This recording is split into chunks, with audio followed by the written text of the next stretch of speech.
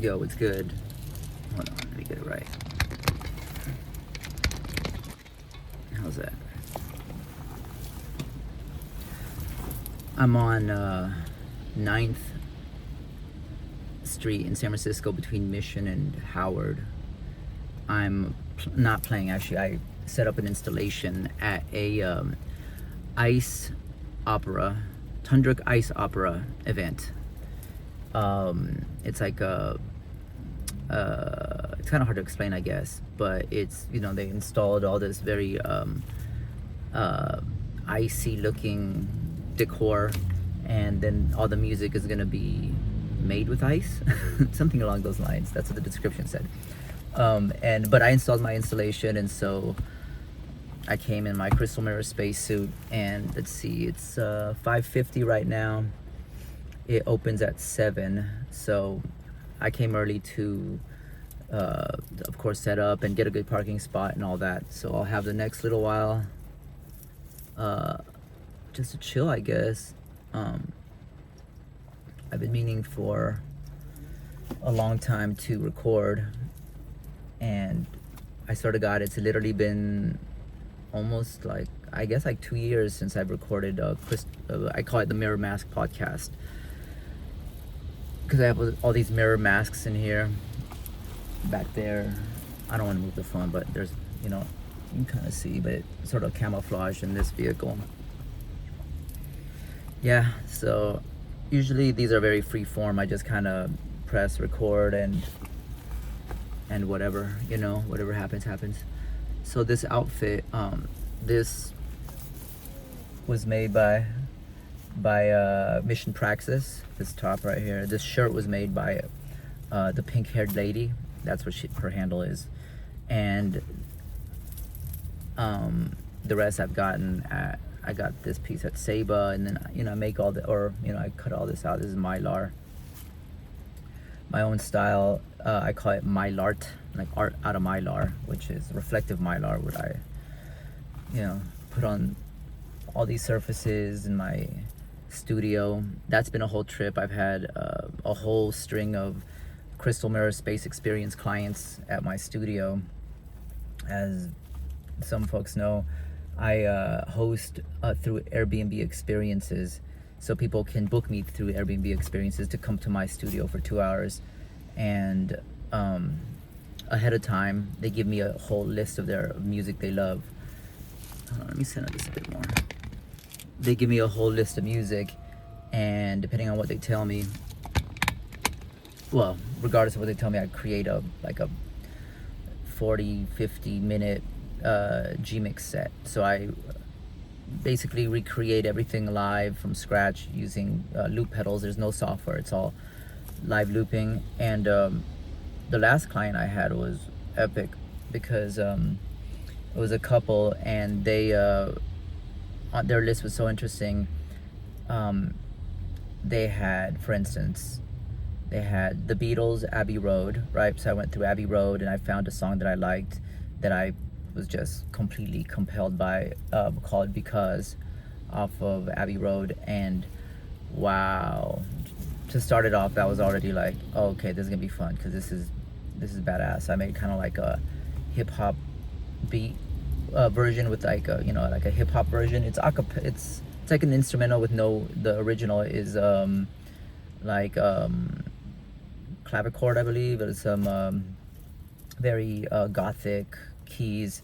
There's no percussion in it. It's like just voice and piano / clavichord or something, xylophone, no, whatever it is. But and then they had one of the albums that they like was Led Zeppelin 3, which I've never really explored that much Led Zeppelin. Of course, I knew of their, a few of their songs, or of them. And so I ended up doing like a, what would you call it? Hold on, let me turn off the car. Okay, that's kind of loud. It was like a Latin house version of, like a electronic Latin house version of Led Zeppelin's The Immigrant Song, right? The song called it's like the first song off of Led Zeppelin 3. So I did that. That was just fire, banging. Then they asked for Great Gig in the Sky by Pink Floyd off of Dark Side. I was gonna say Dub Side of the Moon. Dark Side of the Moon. Dub Side of the Moon is who are they called? This other group that did all like dub reggae versions of classic albums. Easy Star All Stars. They also did Radiohead, OK Computer, but in all like roots reggae with different legendary singers on each track, and it was incredible, just so amazing.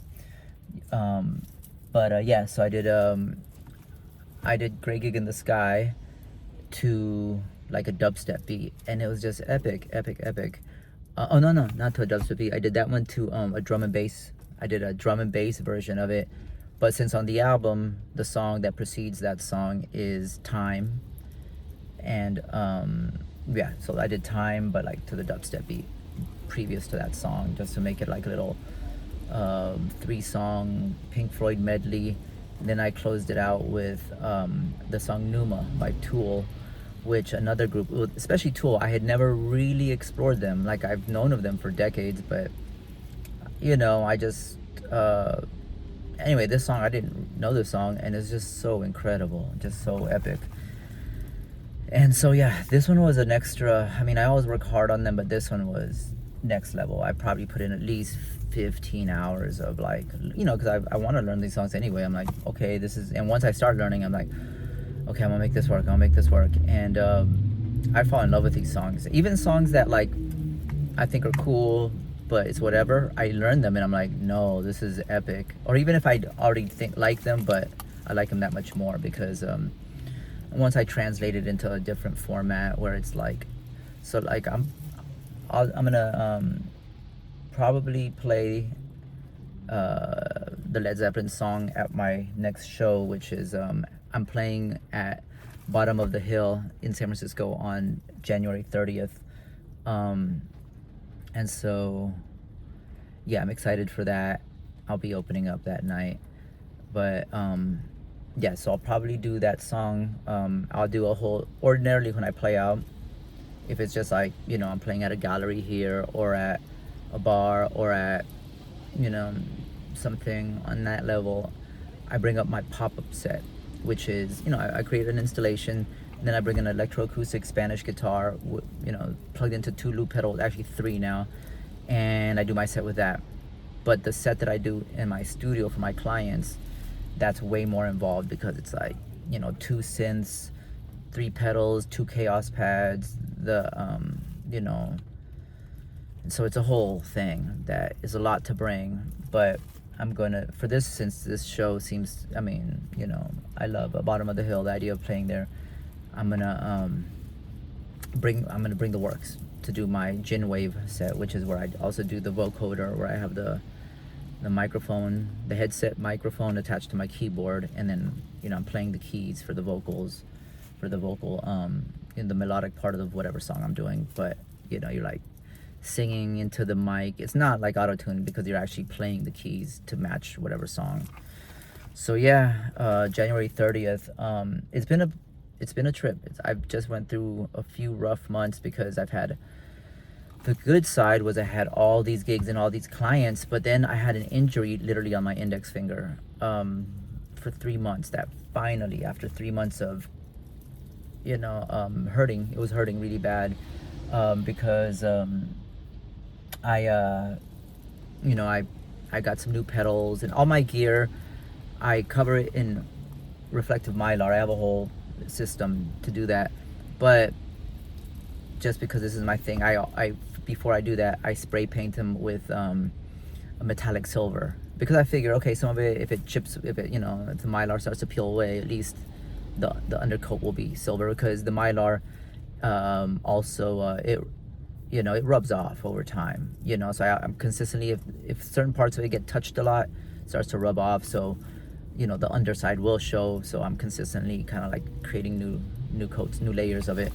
And so anyway, so I painted one day, and I should have worn those, I have them too, bags of latex gloves, these little, you know, I wear a mask because it's just so noxious when you're spraying this stuff. It's metallic silver, it like aerosolizes, and it's just, I could be more careful. I kind of put on I put on my little disco glasses that like they're not like, I should have better, but it's just to like block out any of that aerosolized metallic silver to wear my mask. But I didn't wear gloves, and when I went to pick it up, some of the paint dripped, or I got some paint like on my fingertip, and it went all up under my nail, and I didn't really think of it very much. I was like, oh darn, okay, let me I kind of tried to rinse it off in the bathroom, but that stuff doesn't come off. It's like extremely potently corrosive, toxic, so then I didn't really think about it, and then not long after, I noticed that all the skin there was like kind of like peeling off and like really irritated. And then underneath the nail, it started to really just cause havoc, and it became very tender and sore, and it was very, it would hurt, and it was awkward because it's like my index finger on my fretting hand, and it was lasting for weeks/months, where I was like, what is, I was like, okay, I guess I got some kind of chemical burn / it was like, it was all under the fingernail where it's very sensitive. It was all irritated. And, I had, the thing was, not only was it irritated, but I was having shows where I'm playing 3 hours at a time, 3-hour sets at my monthly that I do at Casements. I do 3 hours. And I had clients where, before the clients get there, especially this last client, for instance, man, I must have played like just so much, because it was just so much music to learn, and it's what I do, and I love doing it, but it's really it's pretty brutal. It's fine if I'm not injured, but with the injury, it was like this extra mental barrier, that not only was it the pressure, or these shows where like I was having to kind of retrain myself to use this fingertip minimally. I would like use it long ways, or like make chords where I was like, okay, maybe I can replace with these other fingers, but sometimes I just had to go for it, just play normal, but then afterwards my finger would be throbbing. And anyway, thankfully it went away. I mean, well, it's finally after 3 months, and I know it's 3 months because 3 of the times that I played at my monthly at Casements, I was dealing with it, where I was like, oh man, like, this is, and I was having kind of like anxiety. I'm like playing for hours, exhausted from just playing some whatever, I'm not trying to complain, but it's just, anyway, I'm just grateful that my fingers finally, I was even like, I wasn't able to paint my nails no more. Usually I do the metallic silver, reflect my chrome. Once it really clears up, then I'll go back to my chrome nails. But in the meantime, I had to like remove it all, because I was freaking out. It was I've had injuries in the past. It's been 22 years of playing, so every so often I like deal with some injury, whatever. But nothing like this. This was unique, and it showed me like, okay, be extra careful with these. I kind of feel like, I was getting all freaked out, and I was thinking like, man, this art is really consuming me, where it's literally like, they say like, something along the lines of like, let the art consume you and kill you and destroy. But I was like, look, yeah, that's all well and good. It's all blood, sweat, and tears to make this all happen. But it's actually literally, it's like, for sure, an insane amount of work. But again, just life in general is work, so I'm not complaining. I love that. I have to work hard at what I love, but the end result is this whole creating this whole world. This thing I'm playing at today, I saw that it was an ice opera, and the whole theme, I was like, oh wow, this would be perfect for what I do. So I just hit them up. I was like, hey, listen, I'm down to create an installation, just kind of volunteer to do it. And I didn't have any gigs today. I am bummed that DJ Shadow is playing tonight at the Regency Ballroom, and I would have totally gone to that. I love his new album. I love DJ Shadow in general. He was one of my main inspirations, and him, since way back, since I started as a performer in 2002, when I, decided to make this my full-time everything. But yeah, he's playing tonight, but I'm out doing my art, and that's cool. And ironically, luckily, synchronistically, I almost forgot this piece. So this is part of the batteries. You can see the battery. I just remembered. I have this in my car, but I'll put it in the installation too. I set it up. What time is it? It's probably like 6. So I have like a whole hour. What did it say? 6:04. Okay, let me turn it off now. Yeah, I'm not gonna do this for that long. It's been 15 minutes, but yeah, it's raining. As you can tell, it reminds me of Blade Runner, the intro of Blade Runner, where he's eating noodles in the post-apocalyptic dystopian Philip K. Dick world, and it's raining, and it's like, that's how San Francisco feels like. It's straight up Blade Runner, and but not as cool as the movie. No flying cars and that kind of jazz. I was saying, so a couple of nights ago I went to Academy of Science nightlife, and to see AC Alone perform. I was Elronius and AC Alone. Old school hip hop, independent hip hop cats. AC Alone is from Freestyle Fellowship, and I've always loved their work, loved them in general. And then luckily I met them through, first I met Micah 9, who's part of Freestyle Fellowship. Micah 9, Self Jupiter, Peace, and AC Alone. Way back in like 2007, 8. I think it was 2008. What was it? It was through someone saw me play. Then they worked at Guitar Center, and his girlfriend was Micah 9's sister's girlfriend. So anyway, and this was a performer. They were actually really amazing. These really amazing performers, and they had me open up for Micah 9 at a show they were throwing. I kind of wish I still had these flyers. But for a long time, before I was doing the whole Mylart world thing, I would have like posters. I would try to get the poster of the shows I was playing at, save flyers and whatnot. But once I created my whole Crystal Mirror space thing, and I wanted the wall space just to be Mylart, the floor, the ceiling space, everything. And I was like, whatever. Let me just throw away 20 years or 15, 18 years of flyers and posters. Let me just throw it away. Who cares, whatever. Why do I gotta store this stuff? It is what it is, right? I mean, and I guess that's kind of the digital age, right? Everyone's just like, never mind physical stuff. Let's have the digitized version, and that's plenty. That's fine. It's just,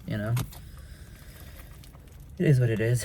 But yeah, I'm chilling here. Oh, the synchronicity. So then I went to go see, I ran into old friends, whatever, just, Academy of Science, watching AC Alone perform. And yeah, someone I met, this Colombian girl, I met, and I told her about what I do. Then she mentioned that she was going to something this weekend, and for some reason, just telepathically, I don't know, she might just, with one description, I was like, wait, is it the ice opera, and I had it like right there, like obviously all the info in my phone. She's like, yeah, that's it, oh my god, which I thought was really interesting, just random synchronicity. So she's coming soon, with her whole little posse. But the synchronicity lately, I'm only going to talk for a couple more minutes, because that'll be like 20 minutes, and I don't want to make this too long, because it's annoying to upload. But I think 20 minutes is good. The synchronicity lately has been off the charts. Like, just some of it is, cute, or I don't want to say cute, but it's quaint. Like, you're like, oh, that's cool. What do you know? But some of it is like insanely over the top, incredible, uncanny, where it's almost freaky, right? So I threw a holiday party at a really cool artist house called the Honey House, which it's just a few blocks from my studio. It's like this one random, I say random because there's nothing else like this in this area, because it's like in the area of my studio, it's all industrial warehouses and all that, which, since it's a Light Rail Studios, it's a warehouse with 56 studios. It's, of course, it can be loud and all that. It's actually kind of awesome. It's grimy. It's the outer lands as far as the city, like the, But anyway, so at the Honey House, right, I threw this holiday party. I had my boy Spirit spin, and then I played, and then Pops, the homie who lives there, it's an artist house, he spun for a while, and it's just a cool place with a cool sound system, like a cool, everything is just plants. And I just was like, let me just throw something myself where it's like I invite my people, and it was like the night before. It was on the 30th of December, so it was the night before the 31st, which was a Sunday, which was New Year's, right? So I do my thing, and long story short, I performed. It was wild. But before, it was before or after, whatever, I'm chilling on the couch, and one of my friends who came, my friend Logan, actually, she was like, "Oh, how did your last client go?" Or like, she was over when I was practicing for one of my clients, and I was learning the song by Al Green, "Let's Stay Together," right? So I did this house version of it. That's just sick. It's just badass. And I was like, oh yes, thank God they asked for this, because I would never really think of learning it and remaking it. And when I did, I was like, yes, okay. I don't really do Motown, but when I do it, it's like, oh yeah, everyone's gonna know this and love this, and I just love it, right? Anyway, so she's asking me about the song. I was like, yup, and I did that song, because she also she had she spins records, so she had some remake version of it at her home, coincidentally. So I was over and she was playing it. But anyway, as she's asking me about the song, I'm like, or she was like, what was that song you did? I was like, oh right, Al Green, "Let's Stay Together." It sounds made up, but as I'm saying it, the boy Ryan, who's the homie who lives there, DJ, musician, he was controlling the music in the next room. So we're hearing the music. It literally started playing the song "Let's Stay Together" as I'm like, all right, as I was literally saying the sentence, that responding to her, like, oh yeah, I did that song, it was great, I did "Let's Stay Together," and it starts to play, and I was like, wait, what? I was startled. She was a bit faded, I think, because she just I was like, oh my God, are you hearing this? And I don't know if it registered with her the way it registered to me. I'm like, hello, I'm saying that song, and it started to play. And I was like, wait, did he hear? How? I could tell he wasn't in earshot. He was in the next room, in his room, and there was all this, we're in the main kind of living room area, gathering area. Anyway, that was clearly insane, and it's encouraging. It's not, it's freaky, but in a positive way. It's, so yeah, I think it's a good thing. It's funny because, I say it's encouraging because I remember a long time ago, way back in the 90s, I went to go see David Icke speak. He's just I don't know, if you know who he is, you know who he is. If you don't, whatever. This guy, David Icke, this British, kind of esoteric, mystic, conspiracy guy for decades from England. Anyway, I went to go see him speak, and he was talking about this whole mystic experience of awakening to the truth, and once you break out of the matrix, so to speak, that you'll notice that when you're on the right track, you'll notice that the synchronicity starts to increase and magnify, and it'll start to be really people are tripping off my car. Yeah, that's the thing. I park anywhere I park, people are just like, oh my God, wow. And so it's such an interesting social experiment too. It's not, I didn't do this as an experiment, but it's become like an experiment because I get to see people's reactions, everyone's reactions. It's like, this is my interface to the world, this crystal mirror spaceship. Anywhere I've ever parked, I've never parked somewhere where I didn't interface with the people who who see my car, and sometimes just a quick little conversation where they ask me what this is and why and what, or sometimes they're artists. I connect with artists who realize immediately that we're kindred souls or whatever, that they have to connect, and it just shatters every wall between me and the outside world. And at the same time, it protects my car because nobody messes with it. I can park it in any neighborhood at any time, and no one no one's gonna mess with it. Everyone just respects it, and it's got this literal aura, because it's got this visual aura, but it's got this dome of protection around it, But anyway, okay, that's 24 minutes. It's about to be 25. I'm gonna say goodbye, but hopefully I'll upload this. I'm not great about uploading these. I've done a bunch of these already. They never got uploaded. Ever since my trip to Miami, well, I drove my car all the way to Miami twice, and I created a crystal mirror space out there, and just along the way I was doing these, but then the whole you know, chaos of the context made it so that anyway, new year, new me. I'm gonna upload these, so this will be a episode of the Mirror Mask podcast. In the future, I'll have someone sitting here. Right now, I just have the Jolly Green Giant right here, and but in the future, I'll have people where it'll be more of an exchange. But this is the first one of the 2024. It's tricky because the windows are rainy, so people can kind of tell there's light, but they don't even know what is going on. People are like gathering around trying to figure out what is happening in this car. But okay, all right, peace, y'all.